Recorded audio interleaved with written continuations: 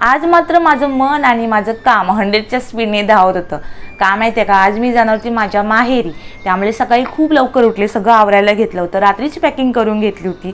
रियांचे मात्र बाबा म्हणत होते, बाई किती घाई, तुम्हाला माहिती आहे का सासर किती चांगलं असलं ना तरी माहेरी जाण्याची ओढ काहीतरी वेगळीच असते ना. कारण आज माझे आई बाबा आले होते मला घेण्यासाठी. मग काय काचापोचा घेतला आणि निघाले आईकडे जाण्यासाठी. आता माझं माहेर आणि सासर एकाच गावामध्ये असल्या कारणाने गाडीचं काही टेन्शन नव्हतं, त्यामुळे मी पायीच गेले होते. आता हे तर मी खूप लकी समजते स्वतःला.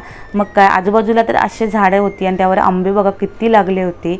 तेच बघत आम्ही निघालो होतो. फायनली घरी पोचलो होतो आणि रियांश पण खूप खुश झाला होता, मीही खुश झाले होते. मम्मीने अशा प्रकारे रियांचं मस्त असं स्वागत केलं होतं. मग काय, आईने चहा बनवून दिला होता, आम्हा दोघांनाही चहा घेतला होता. त्यानंतर ना इव्हनिंगच्या टायमाला आली होती सुकी मच्छीवाली. मग काय, मुंबईला घेऊन जाण्यासाठी मस्त अशी सुकी मच्छी घेतली होती. आता इथून पुढचे सगळे व्हिडिओ असणार आहे माझ्या माहेरचे, त्यामुळे बघायला विसरू नका. भेटूया पुढच्या ब्लॉगमध्ये.